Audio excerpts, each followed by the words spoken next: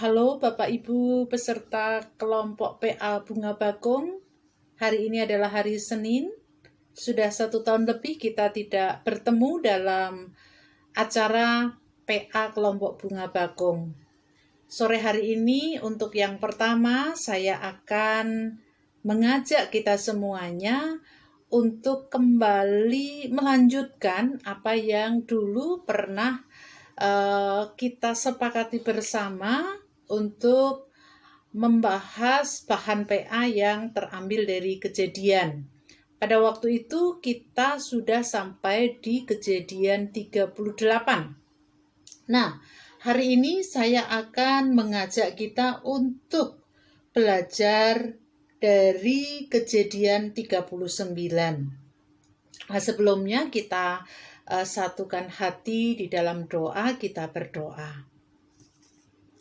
Ya Tuhan Allah di surga, kami bersyukur kalau pada sore hari ini Tuhan kembali mengingatkan kami untuk kami bersama-sama merenungkan apa yang menjadi kesaksian kebenaran firman-Mu.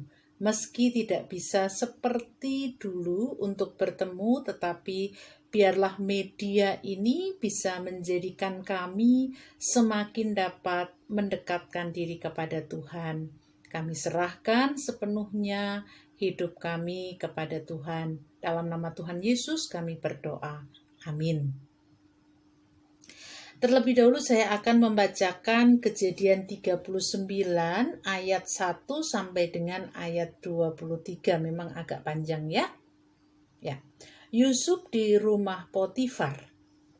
Adapun Yusuf telah dibawa ke Mesir dan Potifar, seorang Mesir pegawai istana Fir'aun, kepala pengawal raja, membeli dia dari tangan orang Ismail yang telah membawa dia ke situ.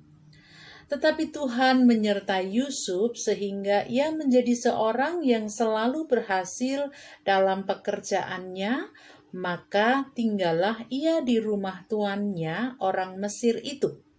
Setelah dilihat oleh tuannya bahwa Yusuf disertai Tuhan dan bahwa Tuhan membuat berhasil segala sesuatu yang dikerjakannya, maka Yusuf mendapat kasih tuannya dan ia boleh melayani dia. Kepada Yusuf diberikannya kuasa atas rumahnya dan segala miliknya diserahkannya kepada kekuasaan Yusuf.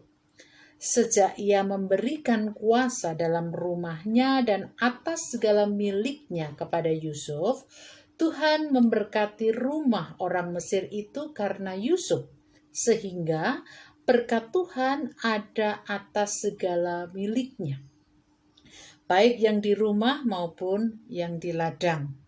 Segala miliknya diserahkannya pada kekuasaan Yusuf. Dan dengan bantuan Yusuf, ia tidak usah lagi mengatur apa-apapun selain dari makanannya sendiri. Adapun Yusuf itu manis, sikapnya dan elok parasnya.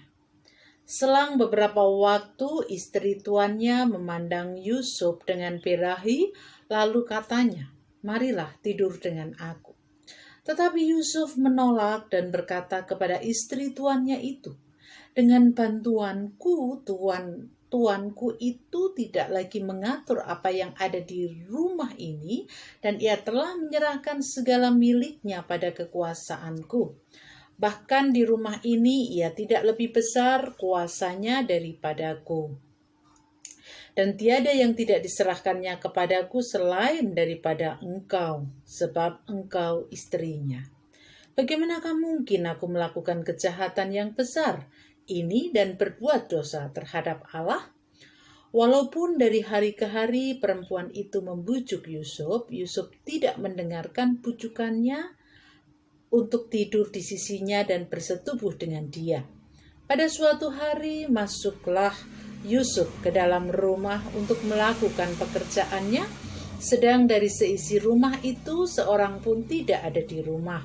Lalu perempuan itu memegang baju Yusuf sambil berkata, "Marilah tidur dengan aku." Tetapi Yusuf meninggalkan bajunya di tangan perempuan itu dan lari keluar.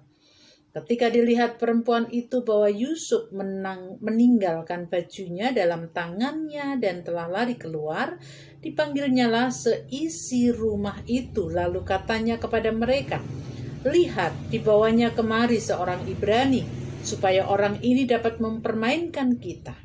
Orang ini mendekati aku untuk tidur dengan aku, tetapi aku berteriak-teriak dengan suara keras. Dan ketika didengarnya bahwa aku berteriak sekeras-kerasnya, ditinggalkannyalah bajunya padaku, lalu ia lari keluar. Juga ditaruhnya baju Yusuf itu di sisinya sampai tuan rumah pulang. Perkataan itu jugalah yang diceritakan perempuan itu kepada Potifar, katanya, 'Hamba orang Ibrani yang kau bawa kemari itu datang kepadaku untuk mempermainkan aku. Tetapi aku berteriak sekeras-kerasnya, ditinggalkannya bajunya padaku, lalu ia lari keluar.' Baru saja didengar oleh tuannya perkataan yang diceritakan istrinya kepadanya, 'Begini begitulah aku diperlakukan oleh hambamu itu,' maka bangkitlah amarahnya. Lalu Yusuf ditangkap oleh tuannya dan dimasukkan ke dalam penjara, tempat tahanan-tahanan raja dikurung. Demikianlah Yusuf dipenjarakan di sana. Tetapi Tuhan menyertai Yusuf dan melimpahkan kasih setia kepadanya, dan membuat Yusuf kesayangan bagi kepala penjara itu. Sebab itu kepala penjara mempercayakan semua tahanan dalam penjara itu kepada Yusuf. Dan segala pekerjaan yang harus dilakukan di situ dialah yang mengurusnya. Dan kepala penjara tidak mencampuri segala yang dipercayakan kepada Yusuf, karena Tuhan menyertai dia, apa yang dikerjakannya dibuat berhasil. Demikian tadi Bapak dan Ibu bacaan kita dari Kejadian 39 ayat 1 sampai dengan ayat 23. Nah, saya memberikan judul sebagaimana kalau kita PA, judulnya adalah berkat Tuhan kepada orang yang difitnah. Ada pepatah mengatakan bahwa fitnah itu lebih kejam dari pembunuhan. Pernyataan ini jika kita rasakan memang benar. Karena fitnah, orang tidak saja mengalami penderitaan secara sosial, tetapi juga penderitaan secara psikologis. Bahkan ada juga yang difitnah lalu kemudian dia mengalami penderitaan secara materi. Kisah Yusuf yang dibeli oleh Potifar membawa Yusuf menjadikan dirinya bekerja di rumah Potifar. Potifar adalah kepala pengawal Raja Fir'aun. Jabatan Potifar adalah jabatan yang tinggi sehingga sudah sangat wajar kalau segala sesuatu membutuhkan bantuan dari orang lain untuk mengurusi segala apa yang harus dikerjakannya. Nah, Potifar melihat bahwa semua pekerjaan Yusuf dalam membantu Potifar itu selalu berhasil karena Yusuf disertai Tuhan. Nah, keberhasilan itulah yang kemudian membuat Potifar memberikan kekuasaan, memberikan kepercayaan penuh kepada Yusuf atas rumah dan segala yang dimilikinya. Dan oleh karena Tuhan memberkati Yusuf, maka segala yang dimiliki oleh Potifar yang telah diserahkan kepada Yusuf diberkati juga oleh Tuhan. Itulah sebabnya Potifar tidak mengurus apapun di rumahnya selain makanannya sendiri. Nah, mengapa hal ini terjadi? Oleh karena orang Mesir tidak boleh makan dengan orang Ibrani, karena itu adalah kekejian. Maka segala sesuatu bisa dilakukan oleh Yusuf, tetapi dalam kaitan dengan makan memang tidak. Yusuf adalah orang yang memiliki paras yang elok, Sehingga keelokan parasnya itu membawa istri Potifar tertarik kepada Yusuf. Nah, ketertarikan istri Potifar itu kemudian mengajak Yusuf untuk tidur bersamanya. Namun berkali-kali istri Potifar mengajak, Yusuf selalu menolaknya. Dan penolakan Yusuf itu tentu menjadi kekesalan, kemarahan, bahkan merasa dirinya dihina oleh Yusuf. Itulah sebabnya ketika Yusuf bekerja sebagaimana biasanya, dan pada saat itu orang lain tidak ada di rumah itu, istri Potifar kembali membujuk Yusuf. Namun Yusuf tetap menolaknya. Penolakan itulah yang membuat istri Potifar hendak melakukannya dengan paksa sampai mengakibatkan Yusuf meninggalkan bajunya supaya tidak terjadi sebagaimana yang diinginkan oleh istri Potifar. Apa yang dilakukan Yusuf, yaitu lari, meninggalkan bajunya, justru itu dipakai sebagai alat oleh istri Potifar untuk memfitnah Yusuf. Istri Potifar menyampaikan kepada suaminya tidak seperti apa yang terjadi, tetapi dibalik dalam versinya, bukan versi yang sesungguhnya terjadi. Dan bajunya Yusuf itu kemudian dianggap menjadi sebuah bukti bahwa memang Yusuf mau melakukan sesuatu kepada istri Potifar.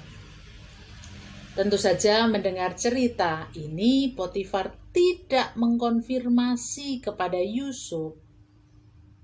Sayang sekali. Tidak mengkonfirmasi, dia hanya percaya sepihak, dan kemudian ketika percaya sepihak pada istrinya, maka kemudian Potifar langsung menghukum Yusuf ke dalam penjara. Peristiwa fitnah itu tentu membuat Yusuf mengalami penderitaan secara psikis, secara sosial, bahkan juga dia harus dipenjara.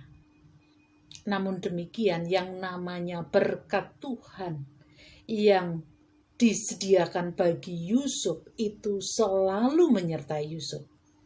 Walau dalam penderitaan di penjara, tetapi Yusuf dipercaya untuk melakukan tanggung jawab yang besar atas penjara itu oleh kepala penjara.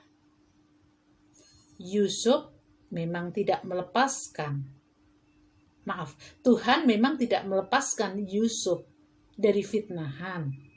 Tetapi fitnah yang dialami Yusuf justru dipakai oleh Tuhan untuk semakin memperlihatkan bagaimana Tuhan terus memberikan berkat, berkarya atas diri Yusuf. Sehingga semua yang dikerjakan Yusuf berhasil. Melalui bacaan ini, apa yang bisa kita pelajari bersama?